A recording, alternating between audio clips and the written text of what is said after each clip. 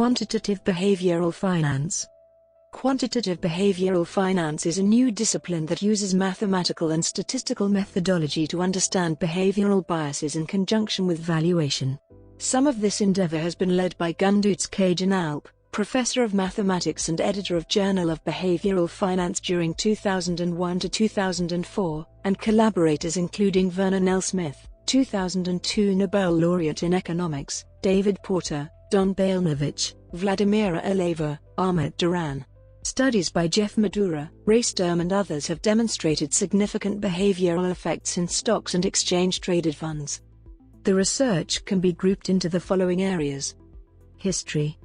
The prevalent theory of financial markets during the second half of the 20th century has been the efficient market hypothesis, EMH, which states that all public information is incorporated into asset prices.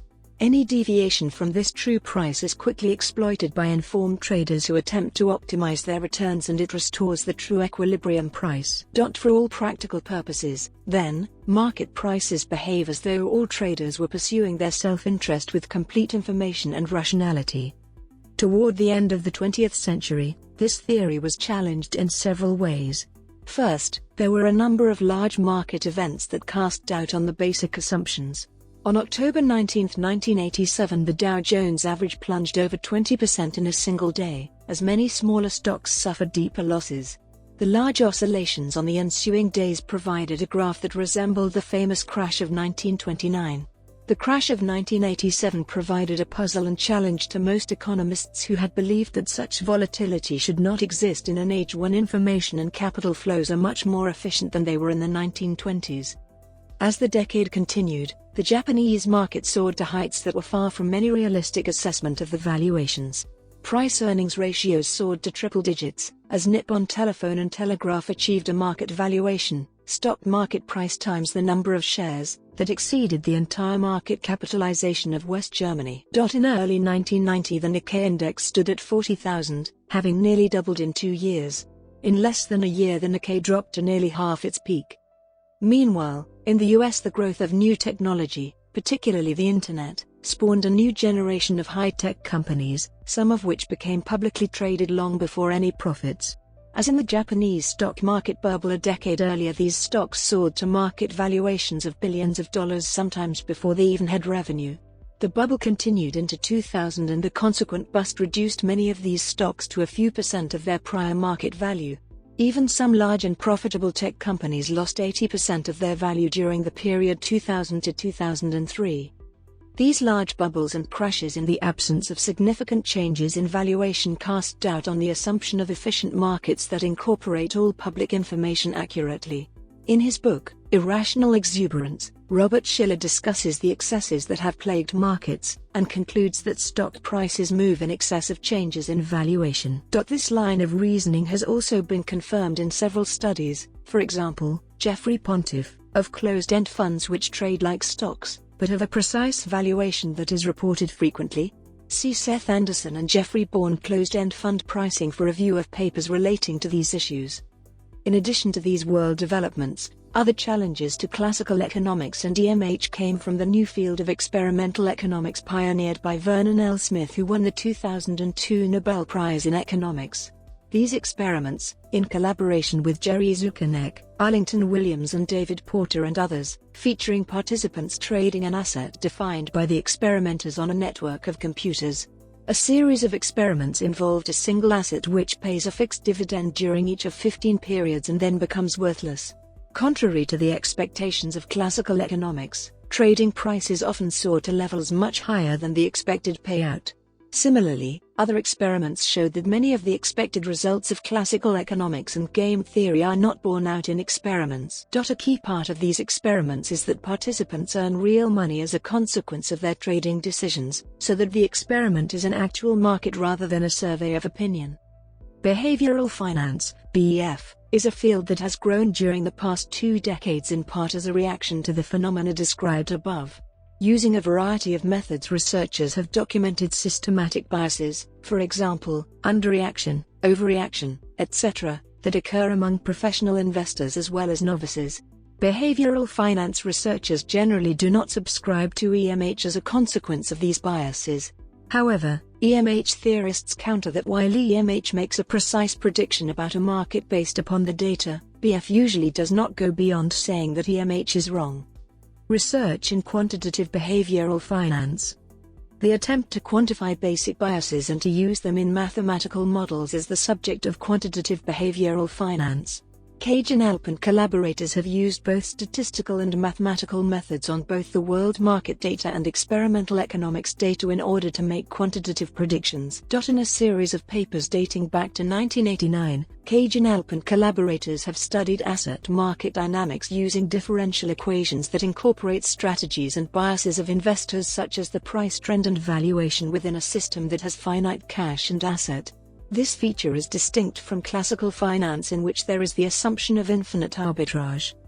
One of the predictions of this theory by Caginalp and Balenovich, 1999, was that a larger supply of cash per share would result in a larger bubble. Experiments by Caginalp, Porter and Smith, 1998, confirmed that doubling the level of cash, for example, while maintaining constant number of shares essentially doubles the magnitude of the bubble. Using the differential equations to predict experimental markets as they evolved also proved successful, as the equations were approximately as accurate as human forecasters who had been selected as the best traders of previous experiments, Caginalp, Porter and Smith. The challenge of using these ideas to forecast price dynamics in financial markets has been the focus of some of the recent work that has merged two different mathematical methods. The differential equations can be used in conjunction with statistical methods to provide short-term forecasts. One of the difficulties in understanding the dynamics of financial markets has been the presence of noise, Fisher-Black. Random world events are always making changes in valuations that are difficult to extract from any deterministic forces that may be present. Consequently, many statistical studies have only shown a negligible non-random component. For example, Pataba and Summers demonstrate a tiny trend effect in stock prices. White showed that using neural networks with 500 days of IBM stock was unsuccessful in terms of short-term forecasts. In both of these examples, the level of noise or changes in valuation apparently exceeds any possible behavioral effects. A methodology that avoids this pitfall has been developed during the past decade. If one can subtract out the valuation as it varies in time, one can study the remaining behavioral effects, if any. An early study along these lines, Caginalp and Greg Constantine, studied the ratio of two clone closed-end funds. Since these funds had the same portfolio but traded independently, the ratio is independent of valuation. A statistical time series study showed that this ratio was highly non-random, and that the best predictor of tomorrow's price is not today's price, as suggested by EMH, but halfway between the price and the price trend. The subject of overreactions has also been important in behavioral finance. In his 2006 PhD thesis, Duran examined 130,000 data points of daily prices for closed-end funds in terms of their deviation from the net asset value, NAV. Funds exhibiting a large deviation from NAV were likely to behave in the opposite direction of the subsequent day. Even more interesting was the statistical observation that a large deviation in the opposite direction preceded such large deviations. These precursors may suggest that an underlying cause of these large moves, in the absence of significant change in valuation, may be due to the positioning of traders in advance of anticipated news. For example, suppose many traders are anticipating positive news and buy the stock. If the positive news does not materialize, they are inclined to sell in large numbers, thereby suppressing the price significantly below the previous levels. This interpretation is inconsistent with EMH but is consistent with asset flow differential equations, AFDE, that incorporate behavioral concepts with the finiteness of assets. Research continues on efforts to optimize the parameters of the asset flow equations in order to forecast near-term prices, see Duran and Caginalp. It is important to classify the behavior of solutions for the dynamical system of nonlinear differential equations.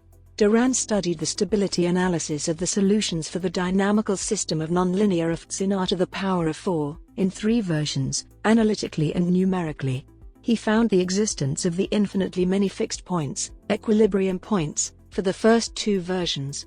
He concluded that these versions of FTs are structurally unstable systems mathematically by using an extension of the Pei-Choteau theorem for 2-dimensional manifolds to a 4-dimensional manifold. Moreover, He obtained that there is no critical point, equilibrium point, if the chronic discount over the past finite time interval is non-zero for the third version of UFTs.